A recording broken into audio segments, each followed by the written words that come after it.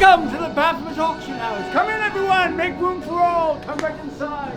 Come in and make room for everyone, please. Hope I didn't startle you. Wouldn't bring for you. Come in, come in. Now once the Baphomet Auction House is where the obscenely wealthy would come to bid on objects of the supernatural. Many a dark transaction took place in these walls, but there was one vault here, the contents of which could only be purchased sight unseen. Vault 666. No one knew what lay inside, but one dark Halloween, a curious auction house employee cut the lock off of the door, releasing a terrible curse on everyone in the building. Now their bodies corrupted, their minds driven to madness, their souls forever damned. They lay trapped in these walls. Come inside and feel free to bid on anything you like.